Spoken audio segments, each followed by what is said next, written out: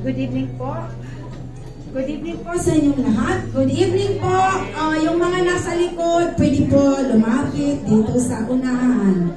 Magbibigay po ang Diyos ng pagpapala sa gabing ito. Hindi niyo matatanggap pag nandoon kayo sa likod lahat.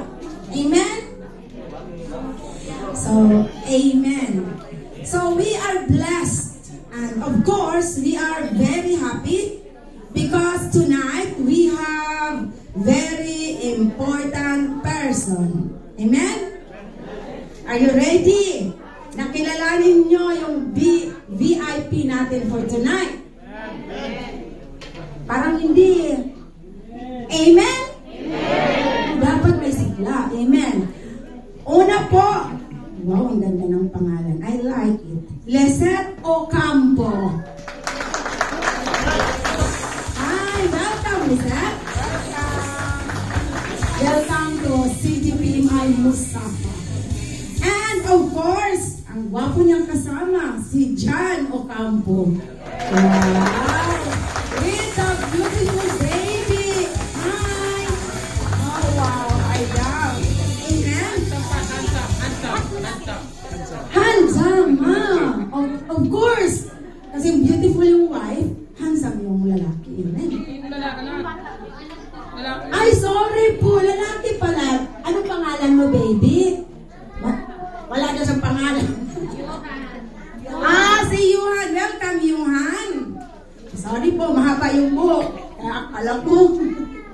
And we have also Edison Gracia. Where is Edison? Hi, Kuya Edison. And we have, oh my goodness, it's hard to pronounce. Brother, can you stand, brother? I need to speak in English. We have brother Derek. Oh, the most handsome tonight. Brother Derek. Secretary. I don't like to mention your family name. It's so hard, brother. I like the name Derek because in the Philippines, Derek is the actor's very handsome. So I will only call Derek. Amen. Tapos na po tayo. So you are in the church. The name, we have another one. Of course, my friend. Si Nasi, the beautiful woman from Sudan. Wow, welcome Nasi to CGPMI. Before you were in CGPMI Khalifa, now you are in CGPMI Mustafa. We are most blessed to have you tonight. And this is the beginning of your journey in CGPMI Mustafa. Amen? So, you are in, sa mga nandito bago po, you are in CGPMI, which means Christ Green Pastures Ministry International. Why there is the word Mustafa? Because there are other churches here in Abu Dhabi with the CGPMI. So this is a church plant that is 1 year ago. So we have CGPMI Abu Dhabi, we have CGPMI Khalifa, now we have CGPMI Mustafa, where you are member of this church. Amen? So palakpakan po natin ang ating mga sarili. Amen? So our message for tonight, we are still on the same theme, the watchman. So I want you to kindly stand so we can read our message. Are we ready to read our message? So it says here, woe is me, for I am like those who gathered summer fruits, like those who glean vintage grapes. There is no cluster to eat of the first ripe fruit which my soul desires. The faithful man has perished from the earth, and there is no one upright among men. They all lie in wait for blood. Every man hunts his brother with a net, that they may successfully do evil with both hands. The prince asks for gifts, the judge seeks a bribe, and the great man utters his evil desire. So they scheme together. The best of them is like a briar. The most upright is sharper than a thorn is. The day of your watchman and your punishment comes. Now shall be their perplexity. Do not trust in a friend. Do not put your confidence in a companion. Guard the doors of your mouth from her who lies in your bosom. For son dishonors father, daughter rises against her mother, daughter-in-law against her mother-in-law. A man's enemies are the men of his own household. Therefore, I will look to the Lord. I will wait for the God of my salvation. My God will hear me. Amen. Hallelujah. Let us pray. Hallelujah, O God. You are the God of our salvation, God. Tonight, Lord, as we are going to continue the theme, O God, the watchman, O God, I ask, Lord, your double anointing, O God, that it is not my words, O God, but it is your words, O God, through my mouth, O God. I ask you the covering of the most precious blood of Jesus, O God, that the message for tonight is clear, sharp, and bold, no compromise, O God. But I will share it with compassion and love, O God. Let your people tonight, who will hear your message, O God, that it will penetrate in their heart and their mind, not by my power, but by your strength, O God. Holy Spirit, work in a very special way tonight. You are the teacher for tonight, who will open the spiritual heart, the mind, and the heart of your people. In Jesus' name we pray. Amen and amen. You may take your seat. Hallelujah. So I want you to a short video clip. Okay? Pakipatay muna yung light. Amen.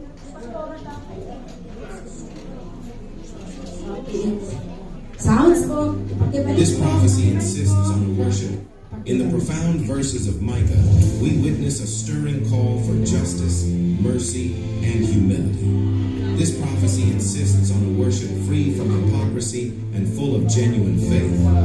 Delve deeper, and we uncover the grand prophecy of the Messiah's birth in the humble town of Bethlehem. The key verse, Micah 6:8, serves as a compass for life, beckoning us to act justly, love mercy, and walk humbly with your God. Embodying these values, the essence of true worship and holy living is encapsulated. As disciples, let us strive to imbibe these invincible virtues, preparing our hearts for the coming Messiah. Amen. So, malayo pa sa ating theme ang video. So, what we are going, why I choose this video, because I know this is the word Micah, or the prophet Micah, is not that, it is less mentioned. Amen? Have you read the book of Micah? Maybe few, but not all. Amen. So, as I have told you, our theme is the watchman. So, sa mga first-timer, I want you to give an idea of what is a watchman. Or, it says here, a watchman has a very important job. So, if we say very important, it means to say it's not an ordinary job. Amen? His job is not to fight for the battle. His job was not to command the battle, but his job is the responsibility, very important, to warn the people of the upcoming danger.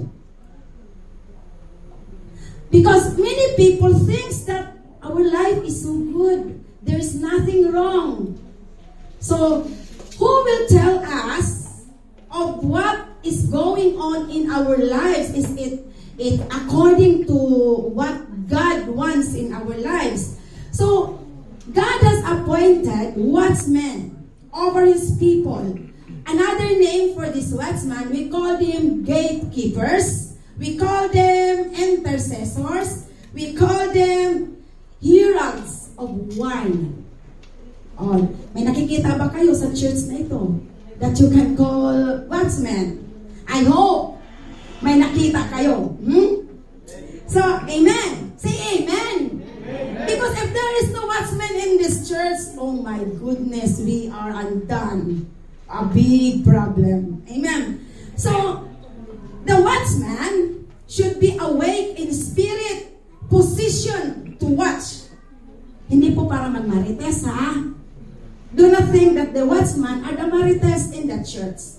He will watch of what is going in the spirit realm in order to guard the people and tell them before something will happen. Amen. So they need to pray and speak. That is one. That is why the watchman should not be passive, but active, very alert. Amen. And not only alert, but also faithful. Faithful and with unceasing intercessions. Because the battle, it says in the Word of God, the battle is not on the flesh. Amen? It's in the Spirit. Therefore, prayer is very important. So in Isaiah chapter 62, verse 6 to 7, I have set watchmen upon thy walls, O Jerusalem, which shall never hold their peace day nor night, yet that make mention of the Lord. Keep not silence, and give him no rest. Tell the established and tell him in Jerusalem a praise in the earth. So the watchman will not be happy. The watchman will not be silent when there is something that is going on. When he can discern or she can discern something is going on in the church, in the life of this member of the church. That is the responsibility of the watchman. To call the attention, not to tell others. Amen. Iba po yun. To call the attention is we need to tell him or her personally. Amen? Amen. So, yeah, leaders, we talk about the danger, but it is between us leaders. Amen? So, magkaiba po yun. So, here,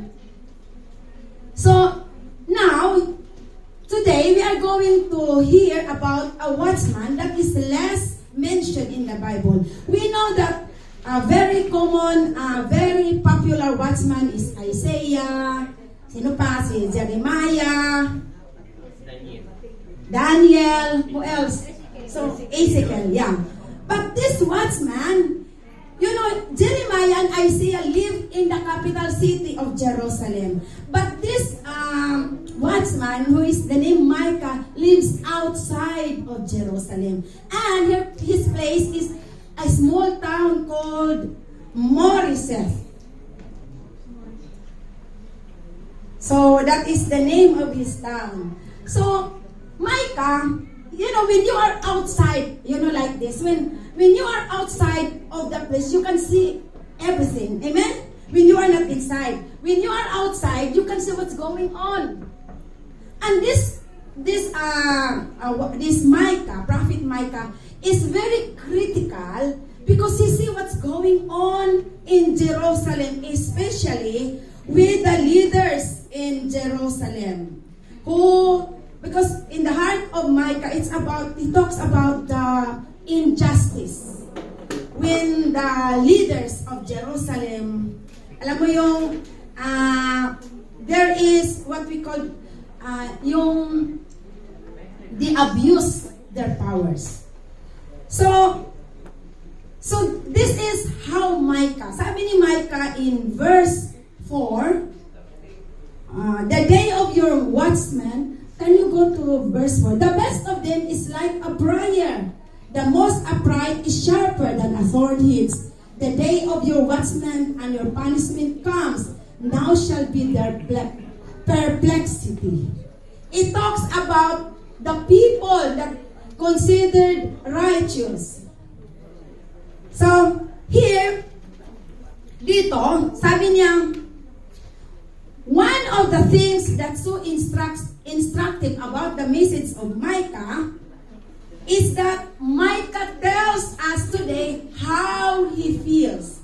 That is why the title of my preaching tonight, what is the title, mga kapatid? So, the title, o sige nga, pakibasa. So, the title of my preaching tonight is The Heart of the Watchman. Sige nga, kapainin niyo ang inyong mga puso. Kumusta ang ating mga puso? Dong, kumusta ang puso mo, Dong? So, the heart of the watchman. So, the heart of the watchman. Here, Micah tells, in this word for tonight, he tells about what is in his heart. So, he tells about how he feels about what is going on in Jerusalem. So, we can see a glimpse of the public and the private life of Micah.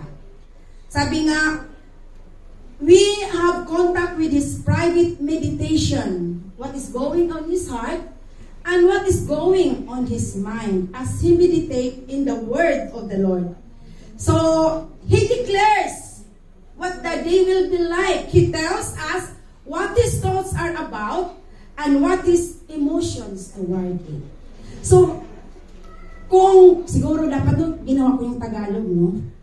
If you read it in Tagalog, medyo madamdamin yung mga binitawang salita ni Micah. Or if you want to read it in Tagalog, you can feel the inner hurt inside the heart of Micah. But why? But I cannot speak in Tagalog because we have Derek. Hi, Derek. So, now, it says here, what we have now is to see what was inside the heart of a watchman. What was in the mind and the heart of Micah. Why he wrote these words. Why God gave him these words. You and I are called to be a watchman. Amen? Amen. Again, you and I are called to be a watchman. Amen. Amen. Very good. So we are called to declare the word of God to our generations. Lalo na these generations. Those words are not only a word of promise, but the words of Micah is a word of warning. Now, we watchmen, we are going to warn the people. Amen. But there is always that questions. Like me, I was asking myself, as a watchman, I considered myself as a watchman. Do I have the right heart? As a watchman, it's very important to have the right heart. So this morning, this afternoon, evening, what time now? This evening, as we listen, as we study the word of Micah, lalo na today is Father's Day, this will be also our time to examine our hearts. Amen? Because we are all watchmen. Amen?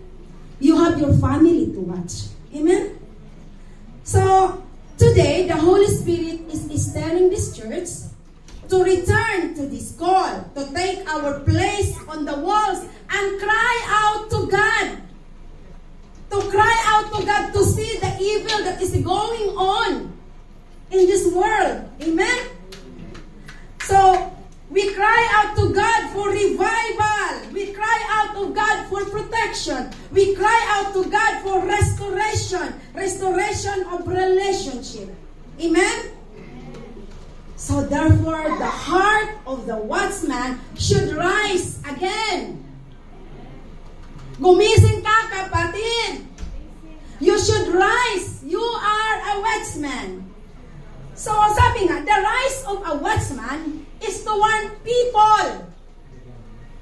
To lead people to repentance. Again, I will repeat. The rise of watchman, you are called to be a watchman for you to warn people that these people, you will lead them to repentance. That not for these people to feel that they are dirty. Not for these people that they are pinandidirian. This is not our motive. Our motive, we rise as a watchman because we want to tell these people that we need to change. That there is hope. That we need if they don't know where to go, how to stand again after they fall down and live in a sinful life, then you are, as a watchman, called to lead them to repentance. That should be always the goal of the watchman. Do not consider you a watchman if your goal is not for repentance. Amen. So number 1, sabi nga, watchman speak to people with sincerity of the message. Verse 1. Verse 1, bro. Woe is me. Hindi niya sinabi, woe is you. Woe is me. I even told myself, woe is me. For I am like those who gathered summer fruits, like those who glean vintage grapes. There is no cluster to it of the first ripe fruit which my soul desires. Alam mo ba, sa Tagalog, paano sinabi? Sinabi ni Mikas, kawawa ako. Kawawa ako. Para akong isang gutom na naghahanap ng mga natirang bunga ng ubas o igos pero walang makita ni isa man. Kawawa ako. Bakit ako ang kawawa? Why? What does it mean when he said, kawawa ako? So have you heard a watchman proclaiming the word of God that there is coming this disaster, but he is happy and delight to tell these people, you are going to what? For a disaster. Have you heard a watchman who will be telling that katapusan mo na? Pagkatapos yung naalala mo yung sikim, yung nasira yung reputasyon niya, when he said, you deserve it. Alam mo, even me, I was really touched that as a watchman, we should be very, critical to the words that we say. That we always try to, when we say those words, especially for those people who need God, we need to be careful how the way we share the word of God to them, especially when they are the people who are in pain. Sabi nga, there's no delight in this watchman's word. If this watchman proclaimed the word of God of incoming disaster with delight, there is no, sabi nga, there's no delight in this watchman. The godly, in verse 1, it says, the godly have disappeared from the earth. All who are left are murderers, setting traps on their brothers. Can you imagine? Ang nakikita ni Micah, people not human, murderers. Sabi nga niya, another word that he used is, how sad for me. Bakit? Pag sabi natin, go to, in the English version, please. What is the relevance for those who gathered summer fruits like those who gleaned? Number one, go to number one, please. Okay. For I am like those who gathered summer fruits, like those who gleaned vintage grapes. There is no cluster to it of the first ripe fruit which my soul desires. So, what is the relevance to the message about the watchmen? So, in Israel, when the people will come, they are going to harvest, to glean harvest. But what happens when he came? He found nothing. Therefore, what was the feeling of Micah? His expression was sadness, lamentation. So he expressed this deep sense of sorrow and hopelessness because he expected something from the harvest. Amen. So, bakit nagkaganon? So, sabi nga, there is no righteous left. It means to say there is what we call spiritual decay in the people in Israel. So, wala na. When we say, we know in Galatians, we have the fruits of the Spirit. Love, ano pa? Joy, long-suffering, di ba? The fruits of the Spirit. So we are talking here about the fruits of the Spirit. He cannot see in these people with these fruits anymore. Because all that they have is nothing. That is why he lament. So there is lack of good people during his time. There is what we call moral decay, spiritual emptiness in Israel. Do you think the same is happening in our situation today? Look at your ka-roommate. Yung mga ka-flatmate mo. Amen? Diba?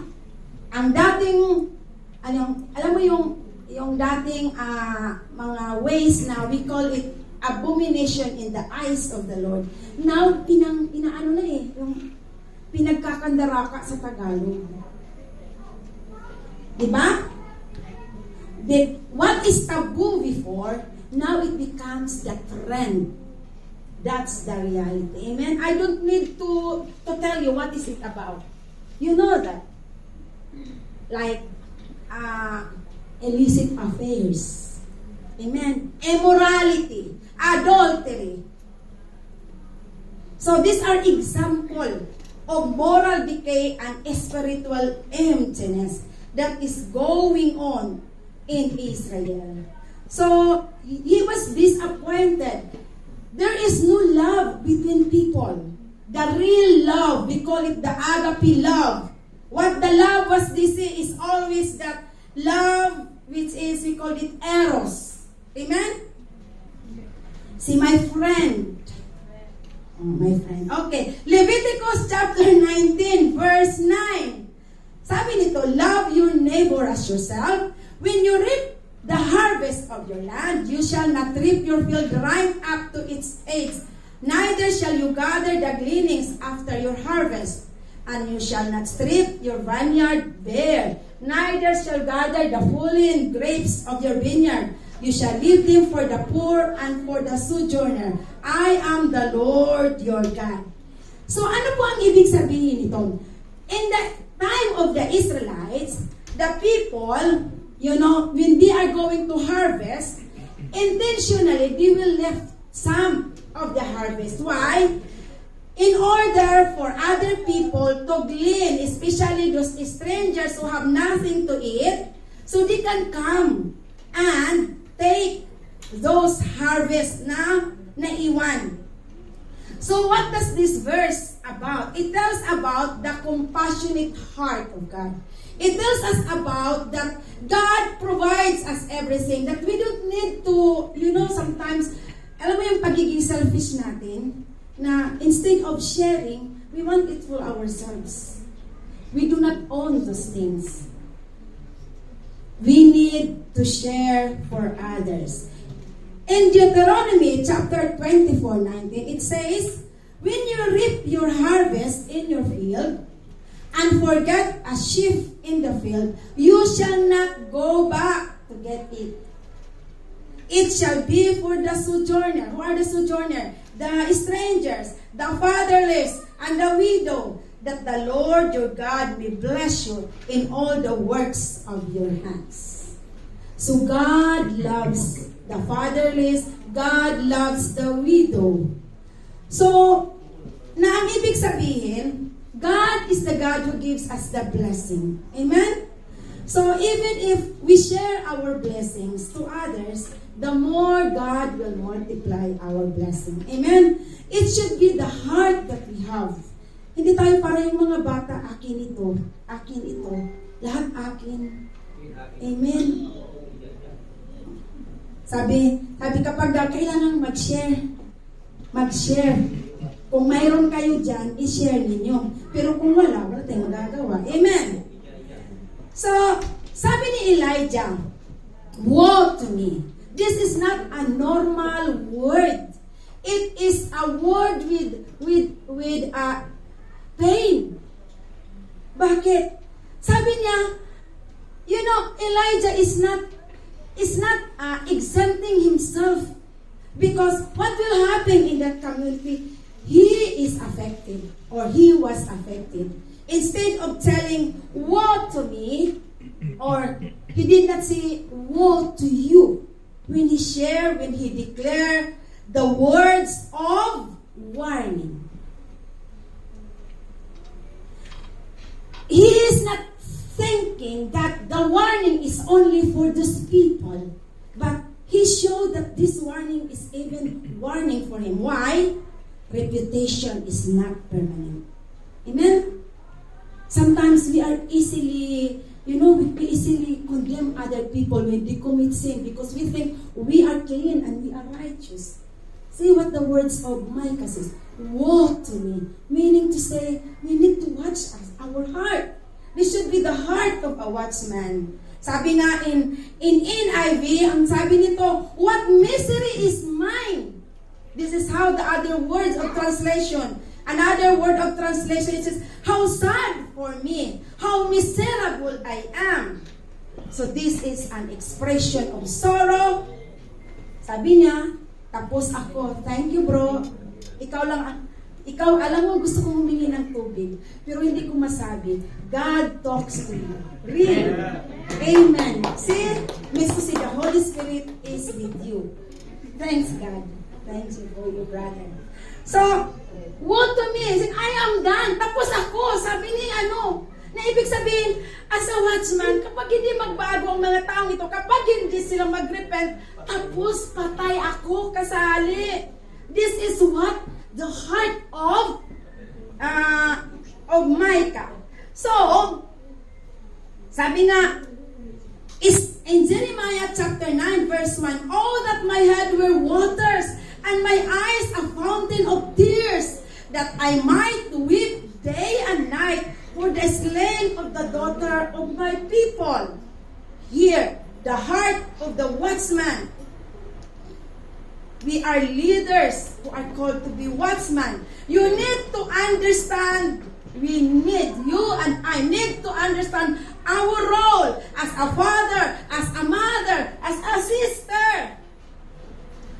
We should not delight on the thought of judgment and condemning other people. Amen? Amen. Our delight is to tell these people with compassion, you need to change or else something will happen before it will be too late. Amen. So,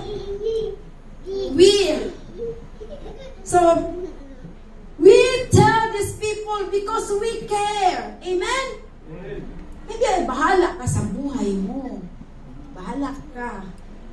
You know why I'm telling this? Because I experience this. Sometimes, ayoko nga ng sakit, pinahirapan ko yata sarili ko. Amen?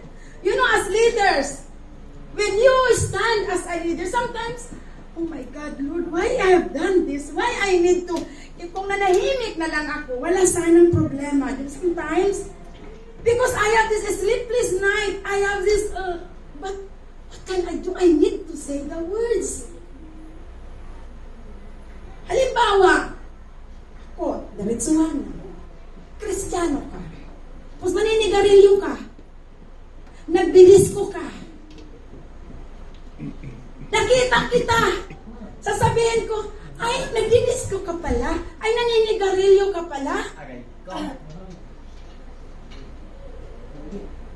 If ever I say this one, I will say the words, kapatid, this I am your watchman.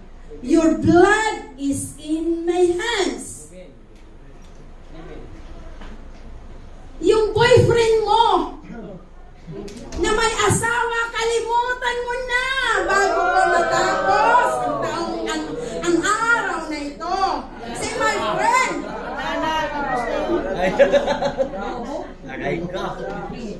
amen. Because we watchmen, we care for your soul. I know it will hurt. Alam ko yan. Nanggaling ako dyan.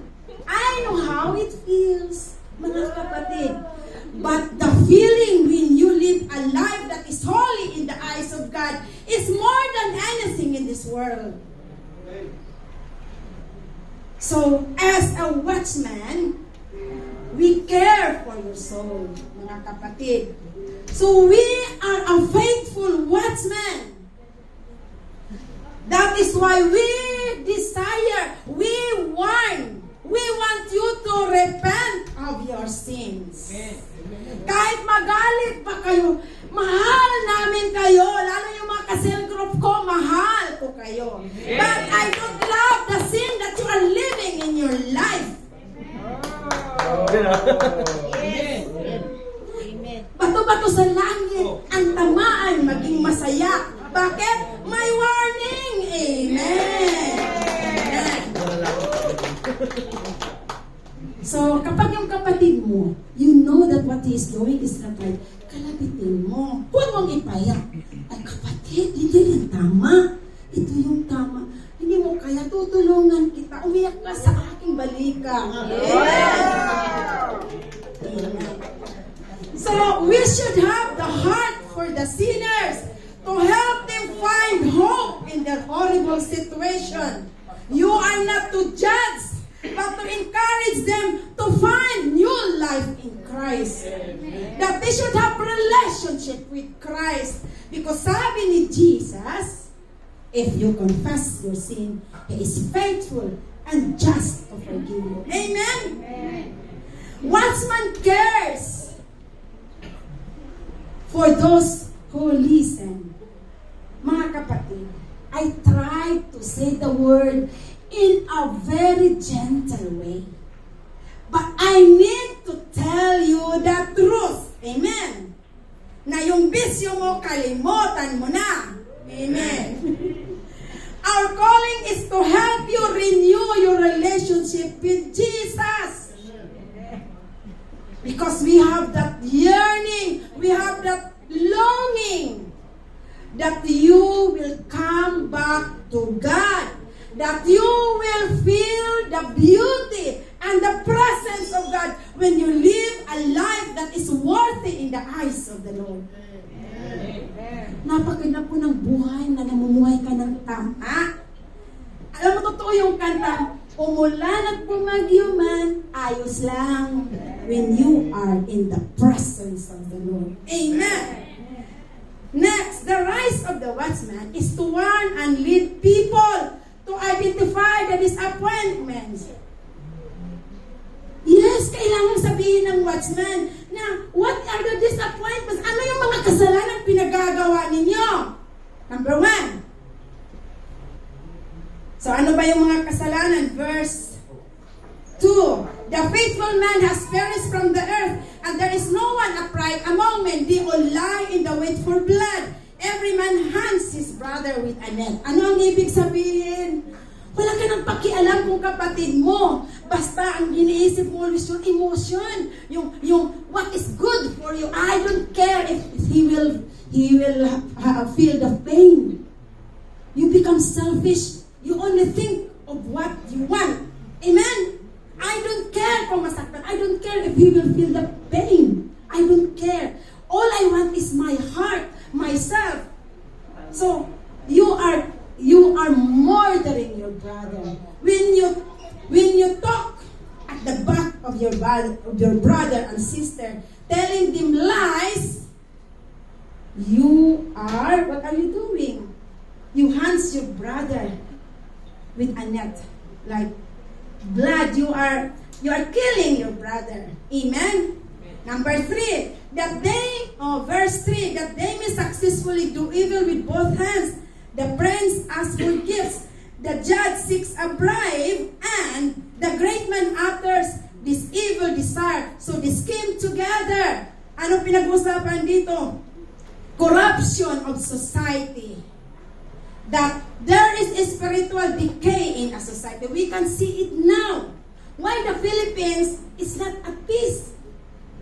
Tingnan mo nangyayari sa Senado. Oh my goodness. There is no truth. There is injustice. I mean, I'm not for any of those people. When talking about, confidential fund, we should not talk only to one person. All those confidential fund should be, di ba? Okay, kalas. So, corruption in society.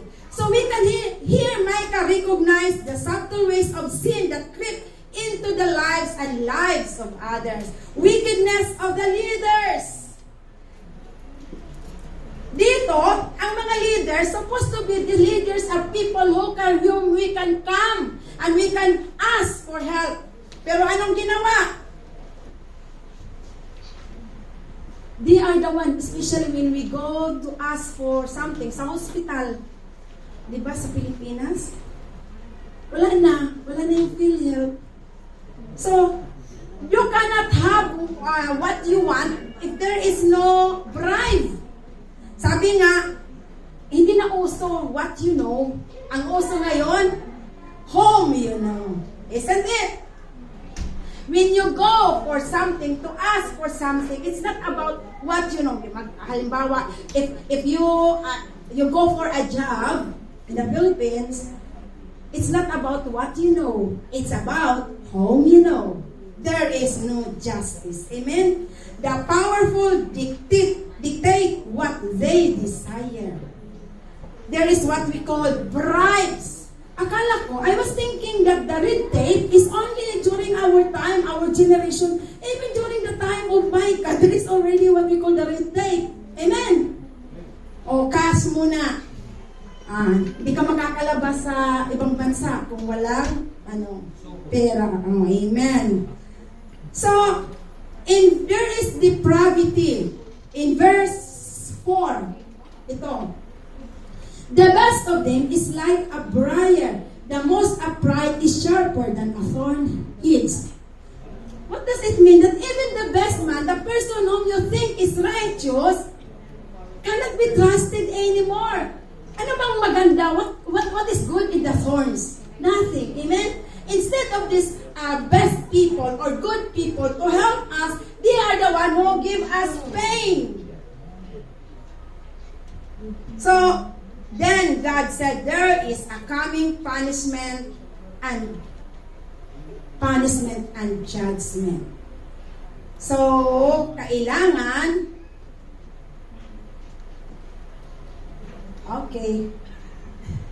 so there is punishment. Especially, you are Christian. People knows that you are Christian. They come to you because they want help. They come to you because they feel this, how do you call this one? There is a heaviness in their heart.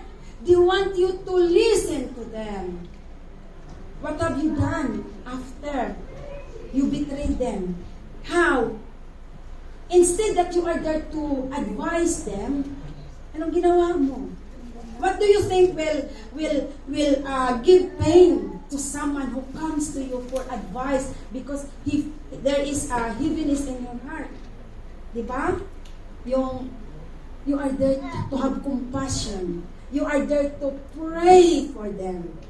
Amen. Okay, Proverbs 28:12. When the righteous rejoice, there is a great glory. Amen? But when the wicked arise, men hide themselves. We should always be happy. When there will be righteous who arise. Like when we choose leaders, that is righteous. Amen? Hindi yung pag binayaran ka, ibubuto kita.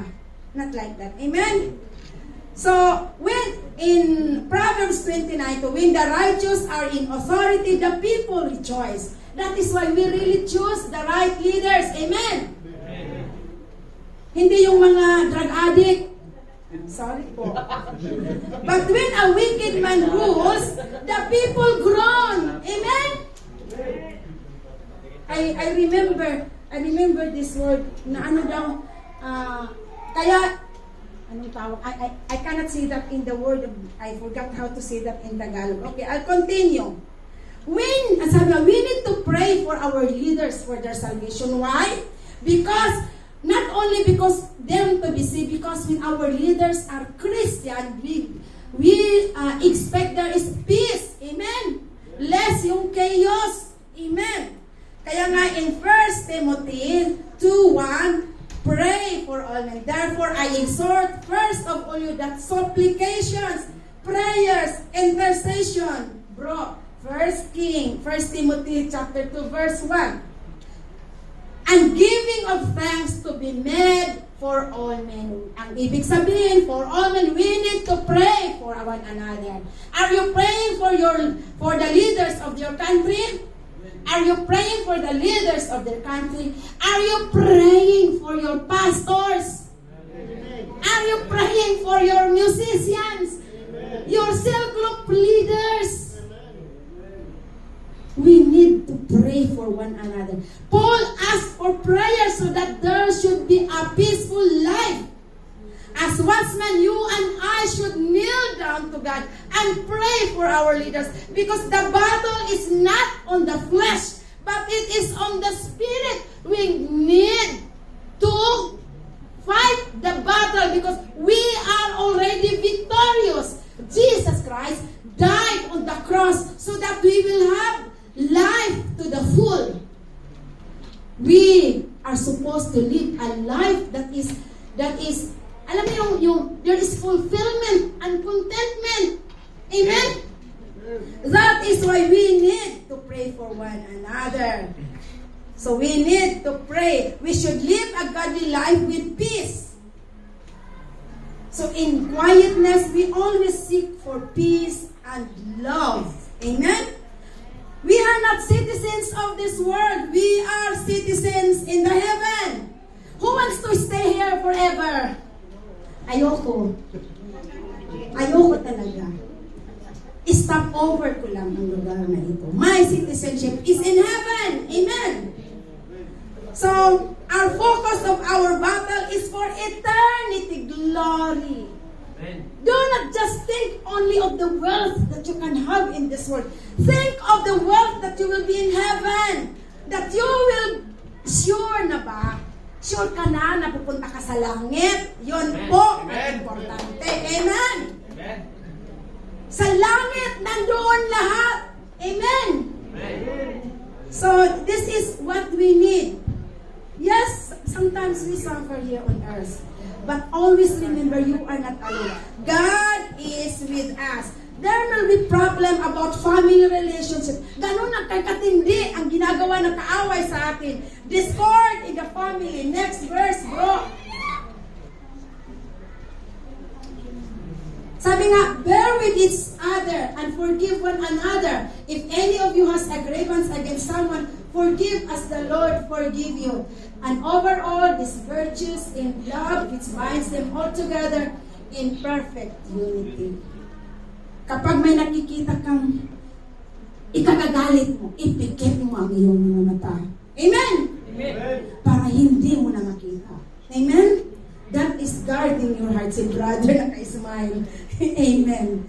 So, see, breakdown of family relationship. There is no more trust. Sabi nga in verse 5, do not trust your neighbor. Do not believe in a friend. Do not talk to anyone. O, next. Kasi may oras na. Here in verse, a son dishonors his father. A daughter rises up against her mother. A daughter-in-law against her mother-in-law. A man enemies are the members of his own household. What does it mean? That ang mundo natin ay palala ng palala. That even the friends that we have cannot even be trusted. Na even yung asawa mo, yung husband mo, sometimes cannot be trusted. So what needs to do? We need to have that discernment. We need to find and see who is the enemy that is trying to break the relationship in our family. Amen. So, kailangan natin yan.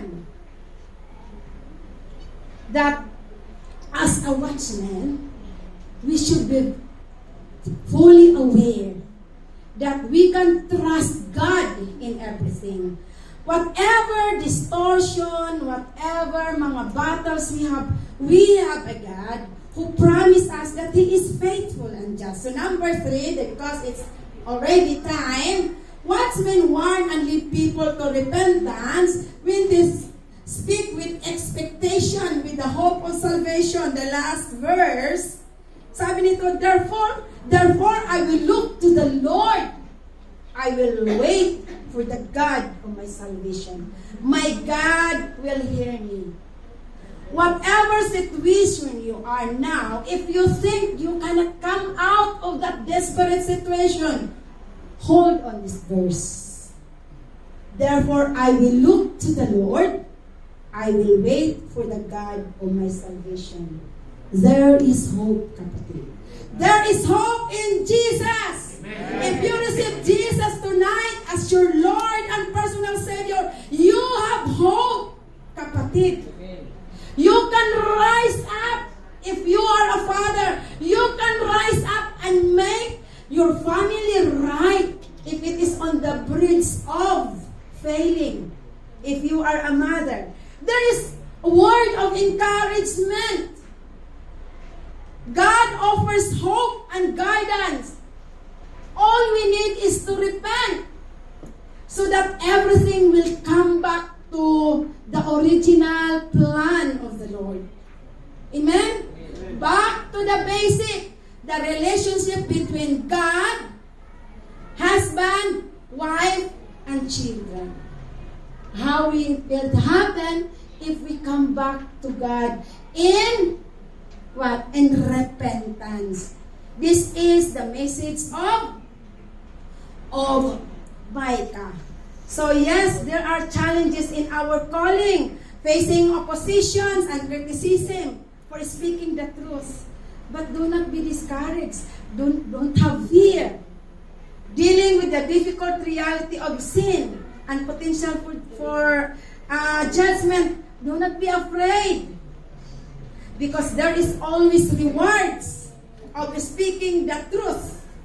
There is satisfaction of knowing that you have been faithful of your calling. Alam ba ninyo anong promise ni Lord for those who are faithful in their calling? In Matthew chapter, this is the last verse that I'm going to leave on you. Matthew 25, 21 to 23. It says here, His Lord said to him, Well done, good and faithful servant.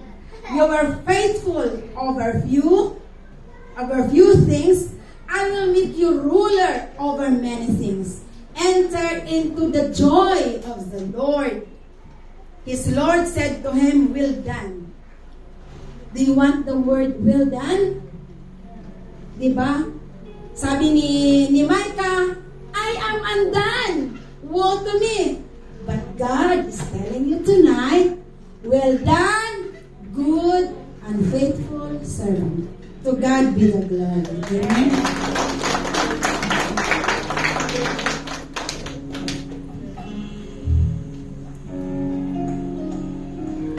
Let's all stand up.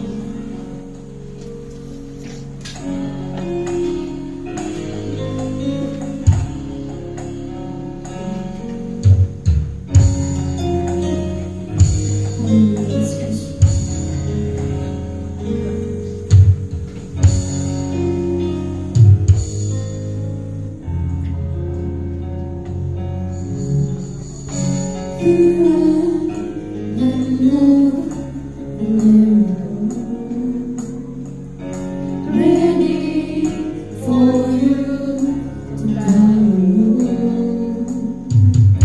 This is my home, I belong. In your presence, come and consume me.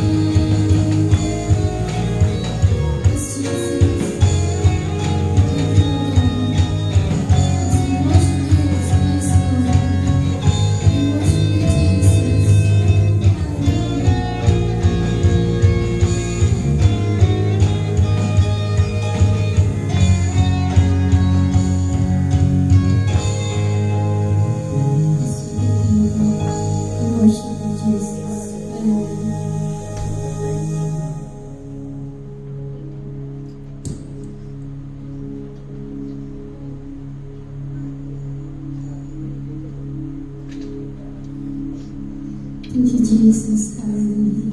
Thank you, Lord.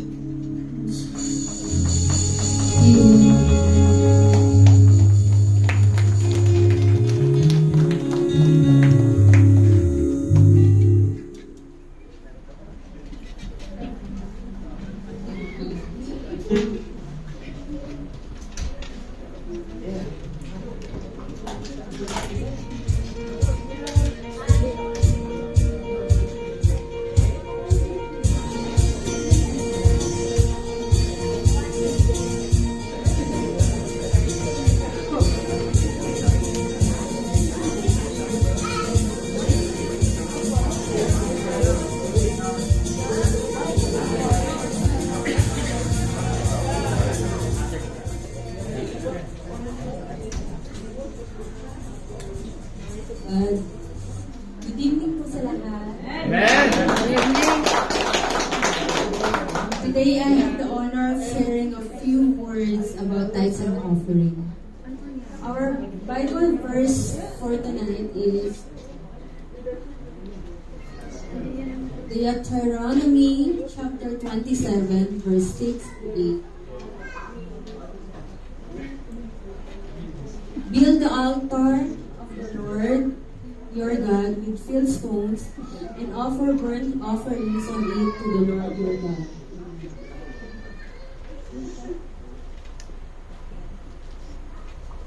Sacrifice fellowship offerings there, eating them with rejoicing in the presence of the Lord your God. And you shall write very clearly all the words of this law on these stones you have set up.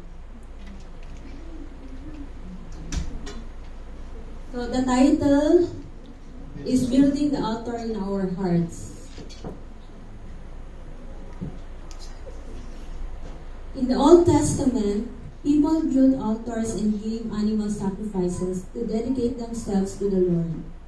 These offerings were a way to come clean before God, a sign of humility and worship, showing that everything they had came from Him. Giving without hesitation was also their way of renewing their relationship with God. So in the Old Testament, people built altars using simple stones and offered sacrifices to God. These sacrifices are a sign of worship, gratitude, obedience, remembering God's word and law. These were physical actions that shows people were serious about their relationship with God. Amen.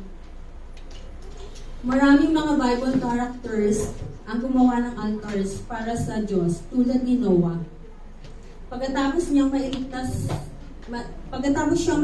ng Diyos sa malaking baha, ganon din si Abraham and Isaac. After they received promise from the Lord. Also Joshua, God instructed him to build an altar after crossing the Jordan River miraculously. Pagkatapos nilang maranasan ang katapatan ng Diyos, nagtayo sila ng altar bilang pasasalamat at pagsamba. Amen. So what does it mean for us today? Now, God doesn't ask us to build real altars or give animal sacrifices. Instead, He wants us to build an altars in our heart, give our tithes and offerings, and trust Him with everything. Amen. Build altars in our hearts. This means making space in our lives to honor, obey, and worship God. We build them when we surrender our finances, serve in the church, or pray and obey God's word. Give our tithes and offerings, not just out of duty, but heart full of gratitude and surrender. Amen. And lastly, trust Him with everything, including money, time, and talents. Hindi natin kailangan gumawa ng physical na altar. But instead, hinahanap ng Diyos ay ang puso natin. Amen.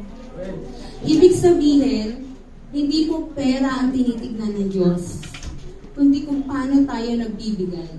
Amen. Kung ito ba ay galing sa puso, may pagsamba at pagsasakop sa Kanya. Amen.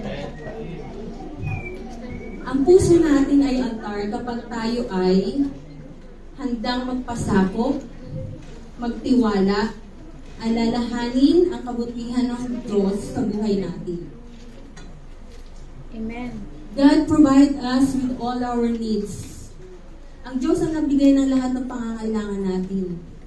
Hindi lang pera, kundi kalusugan, isipan, at lakas. Amen. Minsan po kasi akala natin tayo yung naghirap, kaya may kita tayo. Ay, kaya may kita tayo ngayon. Pero ang totoo, tagapangalaga lang tayo ng biyayang galing sa Kanya. Oftentimes, we count only our financial needs. We cannot repay God for all He has provided us, physically, mentally, and financially. Amen. Hindi tayo pinabayaan ng Diyos. Amen. Yung trabaho natin, our salary is not our own to keep. We are only stewards of those provision. If we, our altar, our hearts, is not built right, then we are not renewing our relationship with God. Kaya ngayong oras ng pagbibigay, gawin po natin may kagalakan at pananampalataya. Amen. So let us take time to reflect. How do you build the right altar for the Lord? The answer is, be willing to give.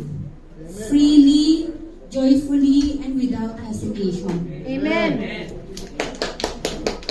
I encourage everyone to give their tithes and offerings to God. Magbigay ng tapat at masaya para sa Panginoon. To give to God through your local church. As we give our tithes and offerings, today, we may do so. Not out of habit or pressure, but with a heart full of trust, worship, and joy. Amen. When we give cheerfully and willingly, we're showing that we recognize that everything we have comes from God. Amen. When we give our tithes and offerings, we're saying, God, I trust you with everything I have. Amen. Be as like the people in the Bible who didn't hesitate to give. Let's give faith because everything we have come from Him in the first place. Ano man ang pinagdadaanan mo ngayon, kapatid, do not give up. Amen. Huwag kang susuko. Surrender everything to God, including your finances. Have faith and hope. God will work in ways you did not expect. Amen.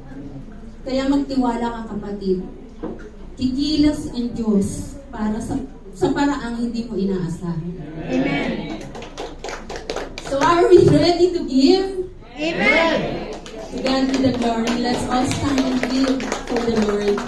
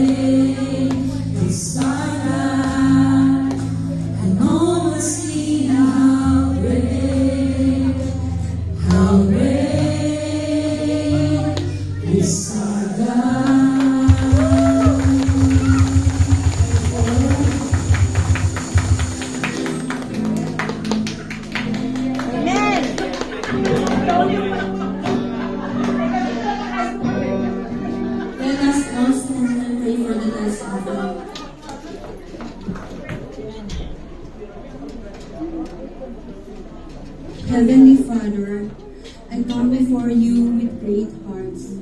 Salamat po Lord sa lahat ng pagpapala sa aming trabaho, kalakasan at sa mga pangangailangan na iyong tapat na binibigay araw-araw. Today, we offer our tithes and love offerings as a sign of our worship and obedience. Hindi po ito bayad, kundi simbolo ng aming pagtitiwala at pagsakop sa iyo. May you be honored in our giving. Bless this gift, Panginoon, and use them for the furtherance of your kingdom. To bless others, support the church, and to reach more lives. And Lord, I declare blessings over everyone who give, and even to those who desire to give. Patuloy niyo po kami patatagin, bigyan ng kalikasan, at gabayan sa bawat aspeto ng aming buhay. We give with joy, we give in faith, we give for your glory